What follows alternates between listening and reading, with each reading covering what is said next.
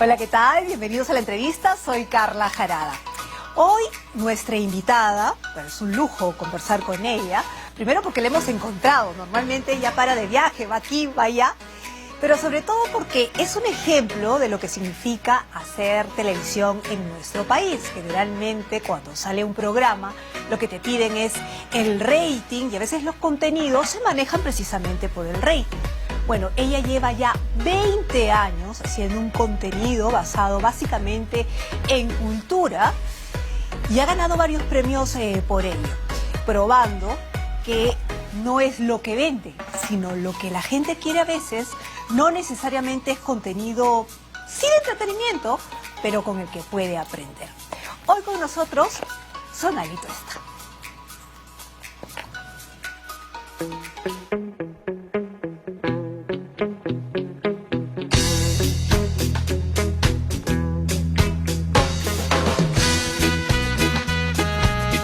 El Perú es grande, el Perú es inmenso y todavía hay muchas historias, hay muchos relatos que no se han contado.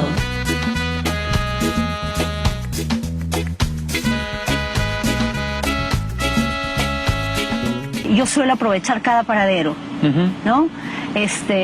Suelo darle a la oportunidad que llega todo el valor que tiene, ¿no?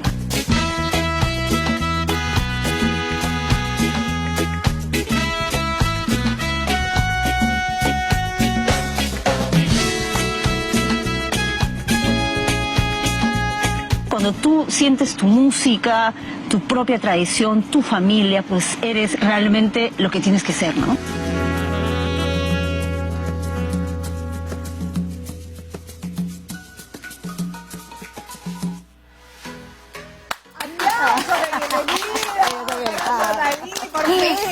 Gracias. Sí, bien.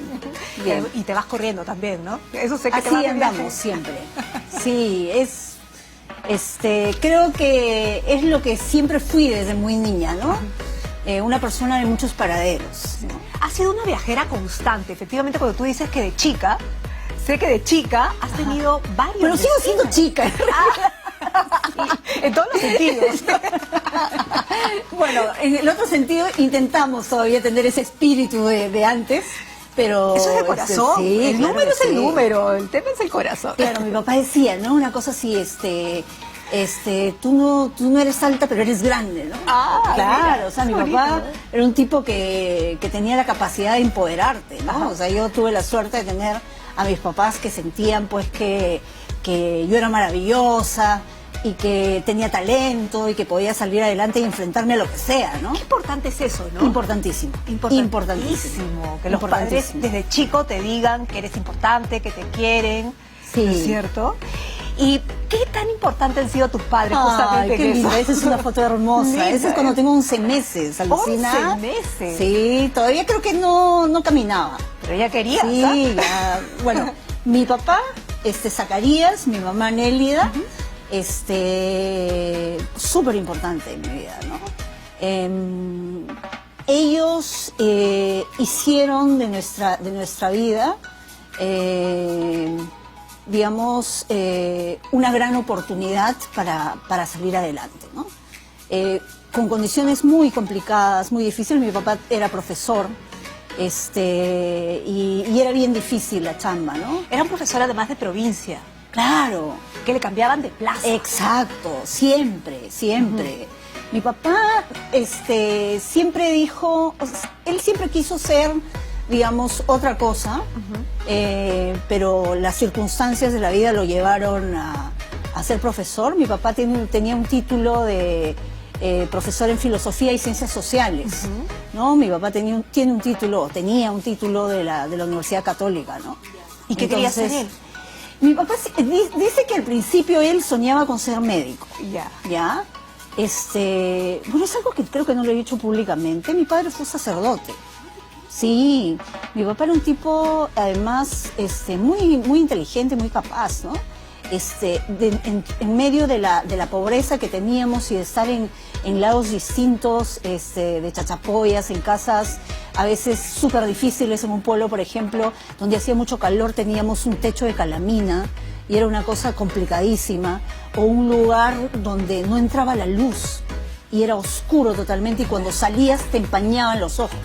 O sea, hemos tenido unos recorridos bastante complicados y hemos probado de todo, ¿no? Y mi papá siempre tenía esa cosa pues de la filosofía, un poco, mi papá sabía latín,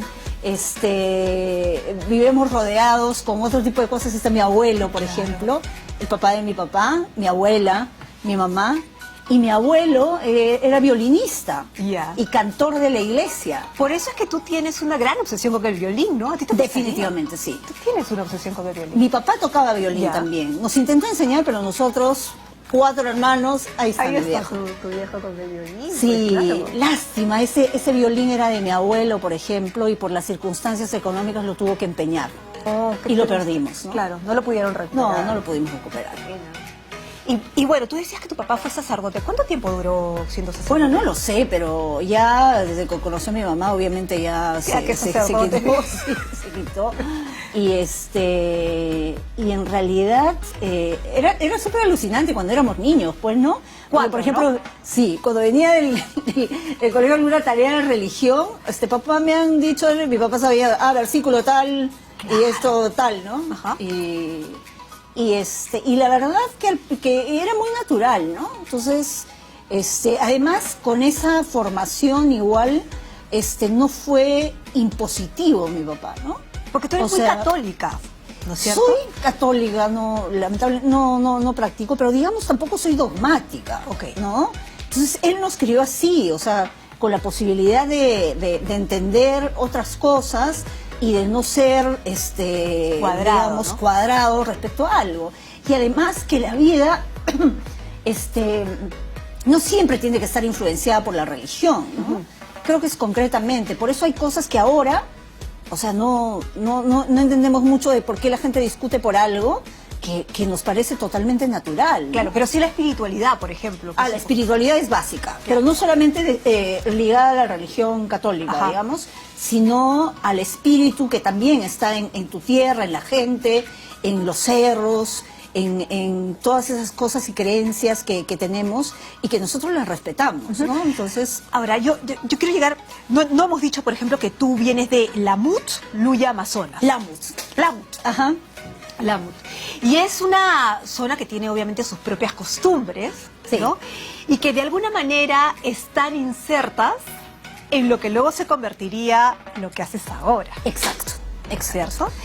Por ejemplo, leí alguna vez alguna anécdota con tu abuela, ¿no es cierto? ¿Tú recuerdas algunas costumbres que tenías con tu abuela, por ejemplo? Mira, mi abuela de parte de madre, mi abuela Selva, ella muere el año que yo nací. Pero el legado de mi abuela trasciende, ¿no? Hasta hoy, ¿no? Ella era cocinera, por ejemplo, y era la cocinera más importante o más querida o más buscada del pueblo, ¿no? De Lamut. Además ella tenía pues todo un espíritu festivo importante. Cuando se acababa el tema de la cocina ella salía a bailar y podía siempre ser el alma de la fiesta, definitivamente, ¿no? Entonces, ese conocimiento que ella tenía de la comida se lo transmite a mi madre y finalmente a través de ella yo la conozco y la dibujo y finalmente forma parte de mi paisaje, aunque yo no la haya conocido. En el caso de mi abuela, de parte de padre, mi abuela María, yo a ella sí la conocí. Mi abuela era chiquitita, porque toda la parte de Tuesta somos súper bajos, y mi abuela era distinta, pero también sabía, ¿no? Algo que yo siempre recuerdo es que dice que ella fue mayordoma de una fiesta que se hace allá, que es honor a San Miguel, ¿no? Y San Miguel Arcángel está con su espada, ¿no? Entonces dice ella, esa noche estaba preocupadísima, ¿no? Porque al día siguiente iba a recibir a la gente en la casa y ella sentía que en el patio, que en la casa no iban a alcanzar. Entonces dice que esa noche ella soñó a San Miguel y el San Miguel hacía así, ¿no? Hacía así por todos lados, ¿no? Con su espada. Y entonces ella lo interpretó que lo que estaba haciendo es ampliando el espacio, ¿no?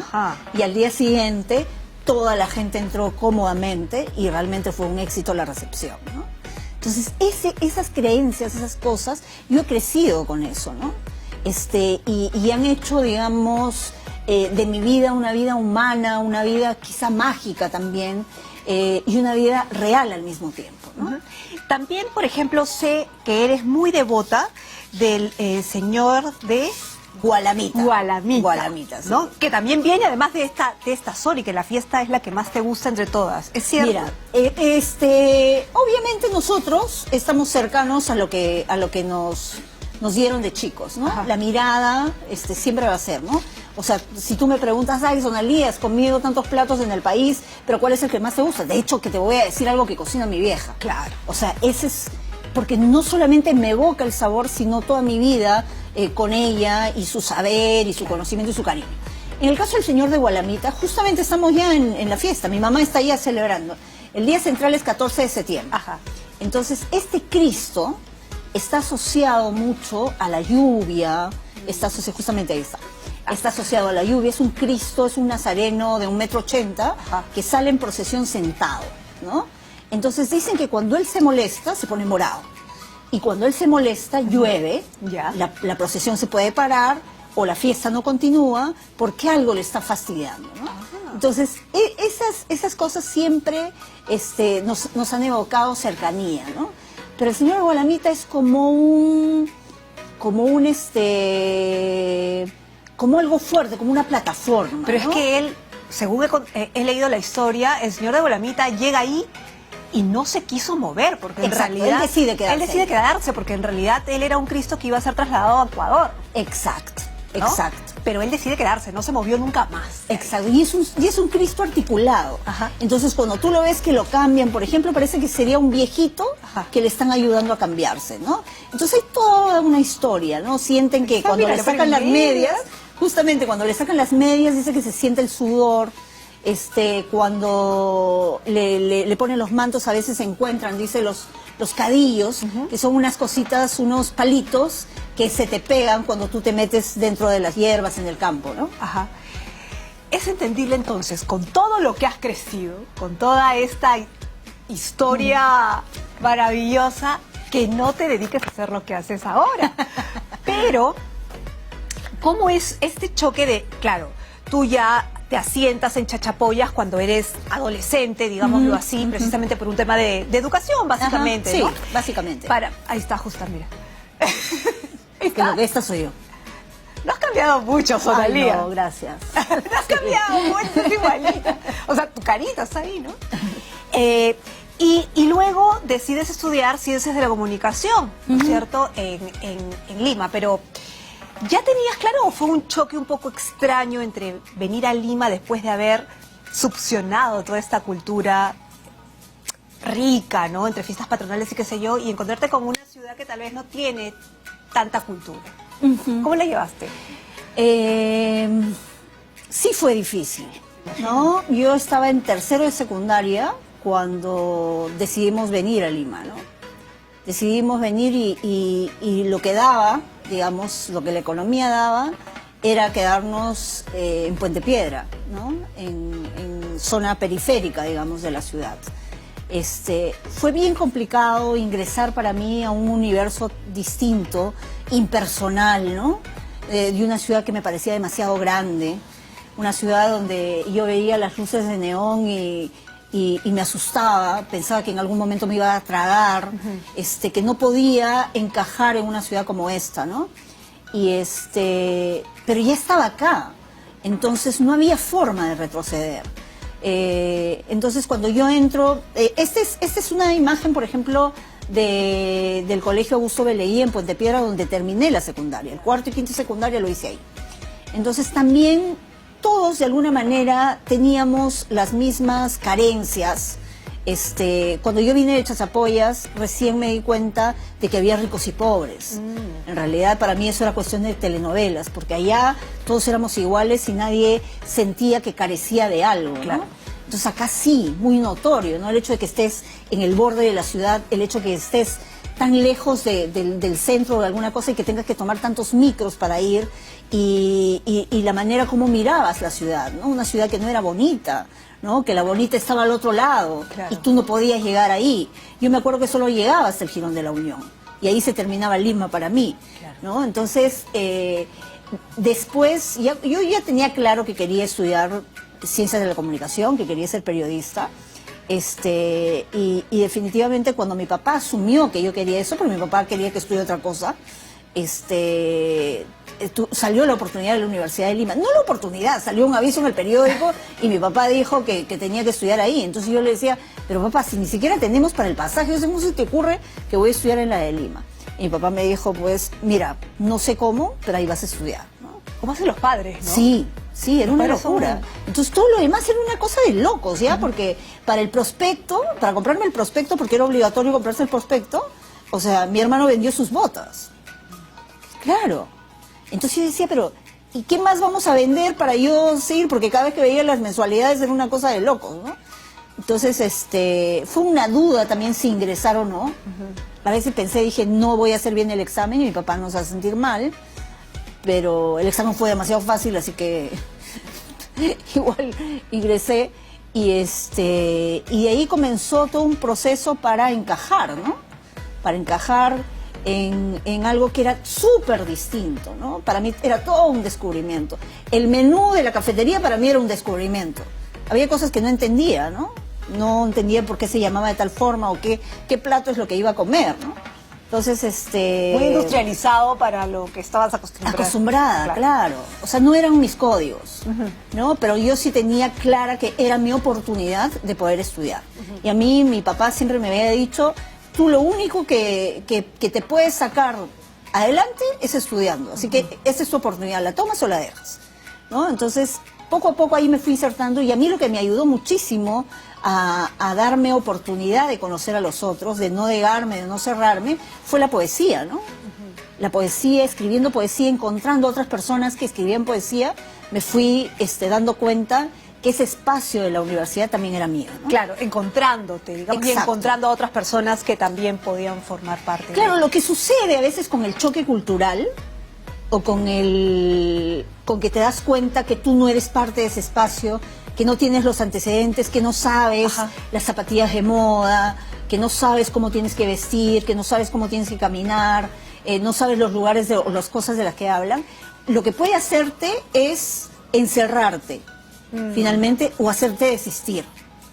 Y decir, no, eso no es para mí, voy a esperar mi oportunidad en el otro lado, porque no, esta gente no me gusta y yo no voy a hacer nada para parecerme a ellos, ¿no? Y lo otro es, yo no quiero parecerme a ellos, pero sí quiero mostrar lo que yo soy, porque yo si no tengo esto, tengo lo otro, y me adapto al espacio. Entonces lo que yo he hecho es adaptarme, ¿no? Pero por eso te decía que importante es tener unos papás que te arropen bien desde chico, sí, ¿no? Y que te impulsen siempre. Súper importante. También, y además, ¿no? que te hagan sentir que tú vales, que tú tienes ciertos valores que también son importantes, ¿no? Entonces, yo siempre he sido afanosa estudiando, o sea, siempre me ha gustado, siempre he sido buena estudiando. Entonces, eso a mí me dio la posibilidad también de poder conectarme con los demás y también, demostrar ¿no? tus talentos. Entonces, claro, por ahí era el tema, ¿no? Nos tenemos que ir a la pausa, Sonalegui, pero me quedé con la duda, ¿qué quería tu papá que estudiaras? ¡Derecho! ¡Derecho! ¡Sí! Pobre, mi papá que era tan justo, imagínate cómo hubiera estado ahora yo. Uy. Ay, no. En estos tiempos, como abogada, no sabría qué decirte, ¿ah? ¿Qué No hubieras sé, hecho? Dios. Qué Yo soy incierto. honesta. Así No, que no lo sé, creo me que queda es- clarísimo. No sé, pero también imagínate con tantos casos de corrupción. Yo te digo, qué futuro tan incierto Sí. en estos tiempos. Creo que mi papá esa vez se equivocó. Nos vamos a la Sí. pausa, volvemos con más.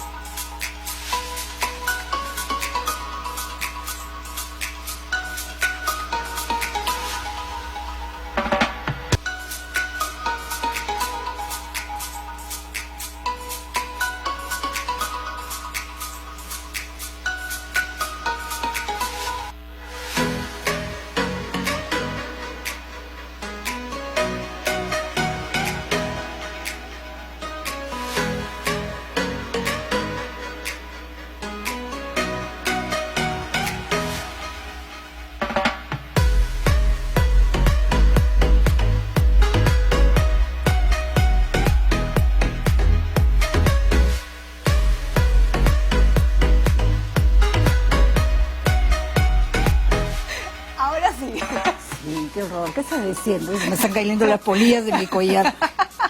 Sí. Acá nos estábamos riendo con Sonali antes de entrar al aire. Tiene unas ocurrencias. Estábamos viendo algunas fotos de tus viajes, de todo lo que has hecho. Mira, Dios, eso es súper antigua.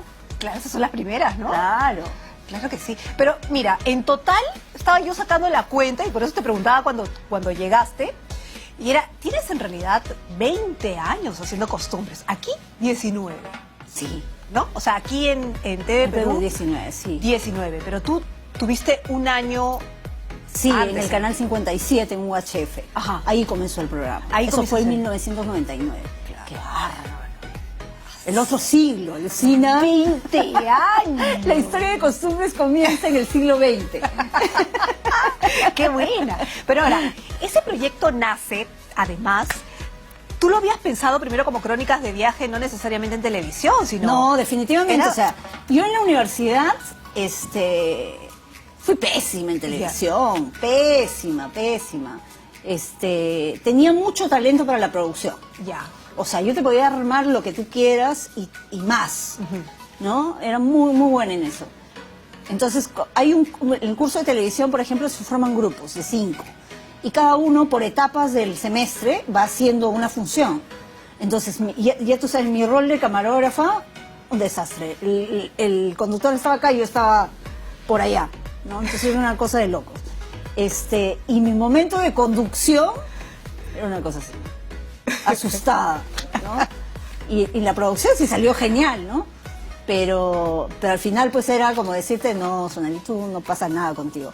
Pero cuando surge la posibilidad, digamos, de intentar hacerlo, al principio fue terrible, ¿no? Obviamente. Era un lenguaje que yo no manejaba, que no quería además. O sea, te resistías un poco. Me resistía, yo quería escribir nada más, ¿no?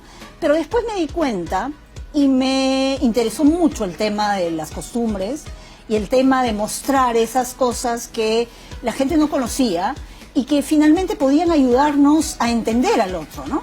Que es súper importante. Entonces, cuando me di cuenta que el tema era tan importante y que finalmente por un medio escrito me iban a leer menos, pero me iban a ver más por televisión, entonces me di la oportunidad para entender al medio. Y ahí es cuando comencé ya un poco a tenerle cariño y aprender, ¿no? Claro, porque además tengo entendido que cuando se vende el proyecto, digamos, en plena reunión sale lo va a hacer Sonali, Ajá. ¿no? Es Exacto, decir, exacto. y tú dijiste, bueno, pues será, ¿no? Ya, me sentí así presionada, pero al final, o sea, fue un proceso interno también, Claro. ¿no? Para hacer que definitivamente, o sea, se pueda lograr, ¿no? O sea, digamos, si tú te enmarcas y dices, ya, pero hazlo y ese es el texto que vas a decir, quizá mecánicamente lo puedas hacer, pero el fajarte por un tema te hace necesario, entenderlo internamente para poder manejar todo un rollo, ¿no? Ajá. Entonces, yo considero después de tantos años que que Costumbres no solamente es un programa que transmite algo, sino ya tiene una razón de ser y definitivamente yo estoy convencida, y ese es el rollo que yo mantengo siempre, que a través de la costumbre y la tradición se puede lograr el desarrollo, ¿no? Bueno, pero aparte, porque se ha creado una empatía, has logrado una empatía, ellos te comunican, te cuentan, ¿no?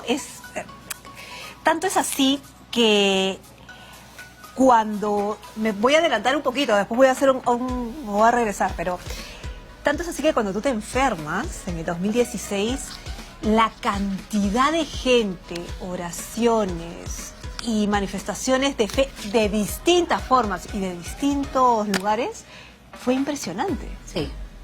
¿no? Es decir, y eso es cuando yo te hablaba de espiritualidad, Exacto. más que de fe, ¿no? Porque leía que algunos habían hecho pagos a la tierra, o que algunos le rezaban al agua, o algunos le rezaban a la chamama, no necesariamente a una fiesta patronal, digamos. Exacto. ¿No? Sí, yo ahí me di cuenta que no somos un programa que solamente tiene una relación con el televidente a través de la pantalla, sino que la relación y el vínculo se ha dado fuera de la pantalla. Entonces, ¿cómo así estas personas que te ven finalmente te sienten tan especial para ellos que hacen manifestaciones? Una cosa es que tú escribas un comentario en Facebook, ¿no? Y digas, ay, estoy con Sonalí, la quiero que se recupere. Otra cosa es que tú te levantes temprano, vayas a buscar el manto de la Virgen o el sudario del Señor de Luren y te vengas a Lima a querer dármelo en cuidados intensivos, ¿no? Hay que tener, digamos, otro tipo de cariño o de vínculo o de creencia para hacer eso, ¿no? ¿Y qué sentías cuando tú veías a la gente que efectivamente aparecía? Claro, yo no lo veía. Claro, tú cuando tú estabas en otro en ese momento, ¿no? En realidad no sabía nada. Ajá. ¿No?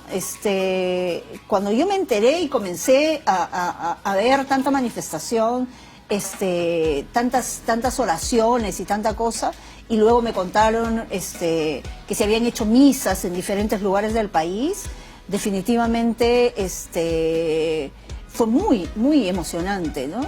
Y definitivamente también todo eso y toda esa mirada, digamos, de bondad, de buena energía que mandó la gente, de hecho que sirvió para poder recuperarme. Yo creo que sola la medicina no hubiera podido pasar todo este proceso, ¿no? ¿Tú crees que tiene que ver con un tema de energía pura también? Yo sí, estoy totalmente segura. Cuando tú piensas tanto en alguien, y en este caso fueron muchas personas, y deseas que esté bien, yo creo que esa energía llega, ¿no? Porque cuando estabas enferma, lo primero que mucha gente, y puede ser que tenga que ver con prejuicio, que tenga que ver por desconocimiento, qué sé yo, la gente decía, uy, seguramente es algún virus o alguna bacteria que ha cogido en uno de sus viajes porque ella va a tantos sitios, come. Porque claro, debemos comer, bailar, saltar, tomar, compartir, sin ningún tipo de prejuicio, además que es lo más bacán.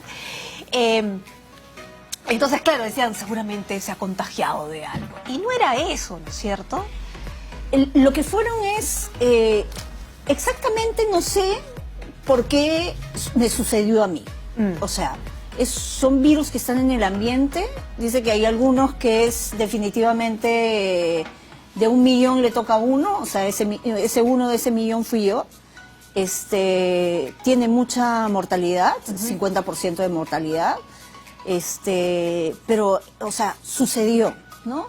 Y definitivamente, o sea, hubo muchas especulaciones, pero en realidad no tenían nada que ver con las prácticas que yo hago, ¿no? Simplemente sucedieron. Ya. Ahora, yo leí algo aquí bien gracioso, que tú le decías a tu padre en el 2007 cuando lo llevabas a la clínica, ¿no? Y le decías, papá, he estado tantas veces en la fiesta de San Pedro que no te va a recibir. ¿Tú crees que pasó lo mismo contigo? Es que mi papá siempre me decía, ¿no?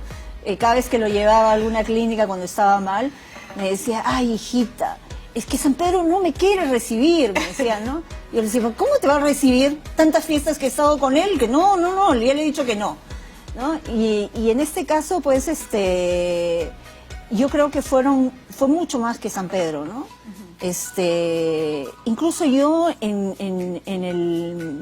cuando estuve mal, no sé si en el momento del coma, no sé si después, pero ha habido tantas circunstancias que yo he vivido en ese momento. En ese momento ha pasado toda mi vida. Definitivamente para mí ha sido un tiempo largo el que he estado ahí.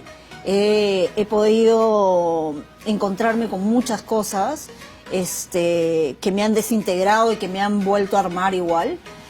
Pero ahí, por ejemplo, una de las conversaciones que yo tenía a diario era con mi papá, ¿no? Y en un pleito con él, porque él me decía, pero ¿cómo quieres que te ayude? ¿No? Y yo le decía, pero papá, yo no quiero irme contigo, o sea, te extraño, pero no quiero irme contigo, o sea, quiero quedarme todavía. Y después me decía, pero no te mueves, o sea, ¿qué vas a hacer? ¿No? ¿Quieres que te ayude o no? Y yo no me decidía. Claro. En realidad estaba muy, muy asustada siempre, ¿no? Ajá. Entonces, porque tenía muchas cosas que se presentaban, obviamente. Pensé que iba a quedar mal. Tantas sensaciones y tantas miradas, tantos sonidos ahí que definitivamente me hacían dudar de que si era importante vivir o no, ¿no? Pero tenías 2 alicientes muy importantes, que eran tus hijos, y que estaban ahí, supongo. Ahora, alguna vez cuando nos hemos encontrado, conversando por acá por el canal, tú me dijiste que eso ha sido como una experiencia de viaje, inclusive lo has escrito, Sí, sí. ¿no? Sí, no sé si va a quedar con el mismo título, ¿Ya? finalmente, pero el libro se llama también Recé por ti, ¿no? Ya está terminado, Ya. probablemente salga en marzo, y es realmente un viaje. Y es un viaje loco, un viaje de ida y vuelta. Al principio, en realidad, choca leerlo porque no sabes hacia dónde va. Y eso es finalmente lo que fue la enfermedad, ¿no? Entonces, y es aprender a eso también, ¿no? Aprender cómo adaptarte a ese tipo de cosas que en realidad no tienen un rumbo específico. Yo no sabía, ¿no? Yo no sabía que estaba en un viaje, además, ¿no? O sea, lo fui descubriendo después. Pero además no sabía quiénes estaban conmigo, o sea, quiénes me acompañaban. No sabían si tal o otra persona eran amigos o enemigos, o como cuando tú comienzas un juego, ¿no? Cuando tú comienzas un juego, si es el que te va a ayudar o el que te va a poner te va a poner cabe para que no si es sigas tu aliado avanzando. o Sí, es tu claro. enemigo, claro. Ajá.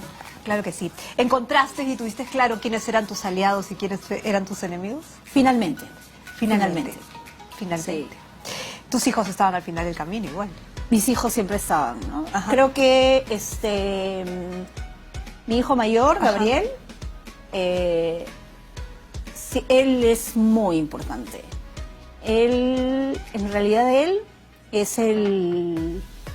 Yo le he dicho, ¿no? Le he dicho que en realidad por él estoy viva, ¿no? O sea, si él no hubiera estado ahí haciendo lo que tenía que hacer, hubiera sido muy difícil continuar, ¿no? O sea, yo siempre le he dicho a él, hay una parte especial en el libro dedicada a él. Definitivamente él me salvó, ¿no? Porque yo ya sé que él estaba listo para irse, ¿no? O sea, estaba listo para irse. Sin estudiar, ¿no? Sí, y finalmente se fue, y estando yo o no estando yo, él lo hubiera hecho, ¿no? Y ese desprendimiento, porque le dije en un momento, ¿no? Antes de entrar a cuidados intensivos, Gabriel, tú ya sabes todo el camino. O sea, como sin mí, tú tienes que hacer lo que tengas que hacer. No te puedes quedar a llorar o lamentarte. Tienes que seguir, ¿no? Y él fue fuerte, maduro y claro, sin apasionamientos. Y en el momento que tuvo que irse, se fue, ¿no? Y eso, al contrario, lo que ha hecho no es alejarnos, sino acercarnos más, ¿no? Porque sabemos que por amor finalmente podemos estar separados, pero por amor también nos necesitamos y nos decimos realmente lo que sentimos, ¿no? Sin pensar que el otro va a sufrir o va a tener algo... Sin culpa, ¿no? Sin culpa. Eso es importantísimo. Importantísimo. Importantísimo. Para los hijos, ¿no? Sí, y se le ve bastante maduro, la verdad. Mira, estas fotos son preciosas. Sí, son en Cajamarca hace muchos años. Sí, acá son más chicos, pues, ¿no? Sí, está chiquito. Mira, Santiago tiene ahora 10 ¿Ya? y Gabriel tiene 21. Sin duda, sin duda. Linda la historia que nos has contado finalmente para aprender, ¿no es cierto? Sobre todo el tema de sin culpas, que a mí me ha movido. Tú sabes que es interesante, creo que es interesante porque nosotros tenemos demasiadas culpas. En el Perú, o en las mujeres sobre todo, vivimos llenas de culpas, ¿no? Entonces es importante, o sea, irnos desprendiendo de eso. Es difícil, pero en el momento que uno tiene que usar su libertad, tiene que hacerlo. Y no se tiene que quedar por alguien, ni siquiera por los hijos, ¿no?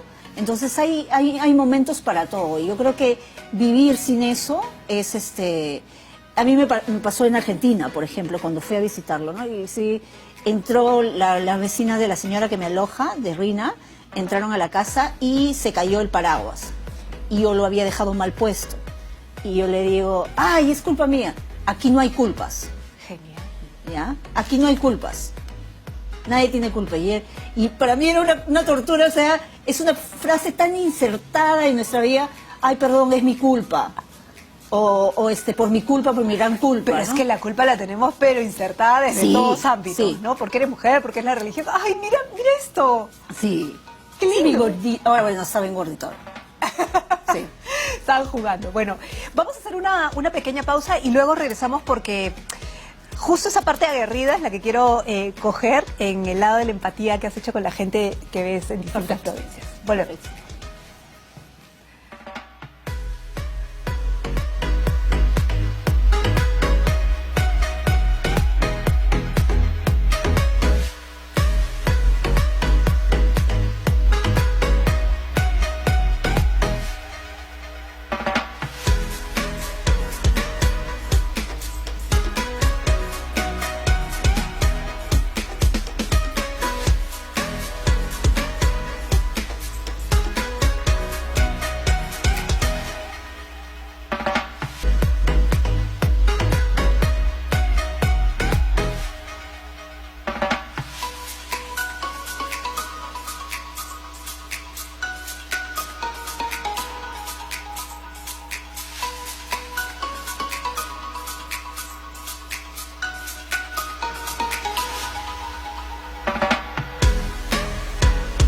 Estamos viendo justamente una celebración importante además, ¿no es cierto? Se llama el Diga Guantú y es en Huancavelica, en Colcabamba. Específicamente, ¿estoy bien? Bueno, hay varias zonas Hay varias, en realidad. Hay varias ¿no? zonas. Lo que tú mencionas es del año 2005, Claro, que ganaron por el Banco Interamericano de Desarrollo. Ellos me dieron la posibilidad de poder hacer que esta celebración en Colcabamba vuelva a su fecha de origen, ¿no? Porque dentro se rescató dentro del aniversario, pero como que no tenía la misma importancia porque el aniversario tiene otras características, ¿no? Entonces, gracias a este proyecto, se hizo un trabajo fotográfico, se hizo un trabajo audiovisual, se fue a las comunidades a conversar, la gente se comenzó a reconocer, comenzó a sentir que era necesario que vuelva y finalmente se insertó dentro de su época, que es la época del Corpus Christi. Es decir, se rescató los Exacto, saberes. es. Que esa era la idea, básicamente. Esa era la idea del proyecto. Del proyecto, ¿no es cierto? Pero yo lo he visto ya 12 años después, digamos, Sí. en Costumbres, como programa ya, como tradición, digamos, y efectivamente está rescatado, ¿no? Sí. Acá lo podemos ver. Ajá. Esto es del 2017, si no me Sí, equivoco. exacto. ¿No? Pero, y justo lo que conversábamos es porque yo tengo acá que en el 2015 tú has sido nombrada por el Ministerio de Cultura como personalidad meritoria de la cultura. Exacto. Eso es además de todos los premios que tienes, por supuesto, ¿no? Pero me parece esto importante, ¿por qué? Porque quiero saber si realmente es un título que queda como nombramiento o como que realmente puede funcionar para hacer un debate, ¿no? En base al trabajo que tú haces. Y esto lo digo por lo que conversábamos justamente Sí, en el comercial. sí. Vi al Bicentenario, ¿estamos rescatando realmente nuestras fiestas patronales de la manera como se debe hacer o las estamos dejando ser nomás, no? Yo creo que estamos dejándolas ser, ¿no? Si bien las declaratorias de patrimonio de diferentes costumbres ayudan un poco a hacer que el orgullo renazca y que la gente vuelva su mirada hacia su costumbre, intente rescatarla y salvaguardarla. De hecho que hay muchas cosas que se han perdido, pero no por eso en realidad. Yo no tengo nostalgia por las cosas que se pierden. La verdad se pierden porque ya la gente no las necesita. Y nosotros, que estamos de fuera, no somos los depositarios de la costumbre. Así que nosotros no, oye, ¿y por qué ya no te pones la pollera? ¿Por qué ya no te pones la máscara de alambre y usas una máscara de jeve? No, eso no, la cultura se mueve y de acuerdo a las necesidades se va adaptando. Entonces, lo que sí me preocupa dentro de todo esto es la presencia del alcohol que ha ido avanzando, ¿no? La presencia del alcohol, la presencia de otros organismos, digamos, religiosos, que no es la religión católica, sino de otras iglesias. Cristianos, ¿no? Que vienen a imponer su dogma y tratan a la costumbre como si fuese pagano. Entonces, mucha gente, obviamente, que se va a este lugar porque les ofrecen salvarlos y toda la cosa, pero lo salvan quitándole su esencia cultural, ¿no? ¿Qué es lo que pasó en su momento con el catolicismo cuando vino aquí? La extirpación de idolatrías. Claro. Ahorita yo considero que hay una extirpación de idolatrías, ¿no? Hay amenazas. Y esto también está por el lado del alcohol, que yo no estoy en contra del alcohol, digamos, porque hay una celebración, se toma, es como tu cumpleaños, ¿no? Tomas, pero todo exceso siempre es malo, pues, ¿no? Entonces los excesos hacen que uno pierda la verdadera esencia de lo que está celebrando, ¿no? Entonces pierdes la razón, estás tirado, sucio, qué sé yo, y ya quizá cuando te despiertes no sabes qué cosa celebraste unas horas antes, ¿no? O qué cosa hiciste. Ahora, digamos, ¿en qué momento se pierde o dónde está el límite, dónde se pierde este límite de que, claro, te hiciste la faena, que es lo que vimos, por ejemplo, ¿no? Lo ponemos como ejemplo, la construcción del puente en el Viga Guantúi, haces la faena, luego se convierte en la celebración por la construcción, ¿no? La faena, pero ¿y en qué momento en la celebración se va de las manos? Y claro, ya el alcohol mató todo, ¿no? Uh-huh. Que viene de atrás, que lo conversabas Hay tú, muchas ¿no? muchas cosas, cómo fue insertado el alcohol en nuestras comunidades, ¿no?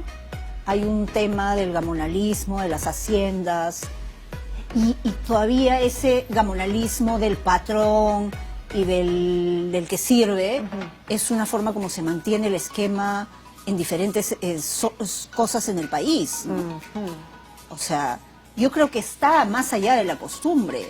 Estamos insertados en un esquema de ese tipo, ¿no? O sea, claro, lo que decía Arguedas es que la cultura iba a ser posible que se vaya el prejuicio. Claro, tú eres una talentosa artesana, entonces ya no me fijo en que tú vienes de acá o de allá, porque quiero tu talento. Ajá. Y en tu talento hablamos y somos iguales, ¿me entiendes? Pero aquí hay una marcada diferencia, primero, del que está en la ciudad, ¿no? Del que se supone que sabe, del poder, del Estado que no llega a estas poblaciones. Y ahora, conversando con algunas personas que conocen, decía que ya el prejuicio está también de las capitales de provincia, de las capitales de región. Claro. ¿No? O sea, la capital... Ya llegó el poder ahí también. Exacto, entonces ya ven a esos de acá de manera distinta. Entonces, en lugar de darse una integración, cada vez se fortalecen más los centros de poder, digamos, y siguen los excluidos.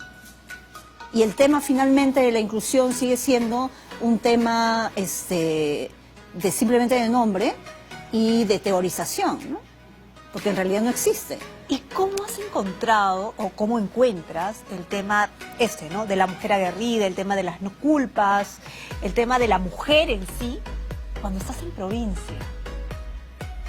Mira, hay muchas mujeres en estos 20 años que me han hecho una mejor persona, definitivamente.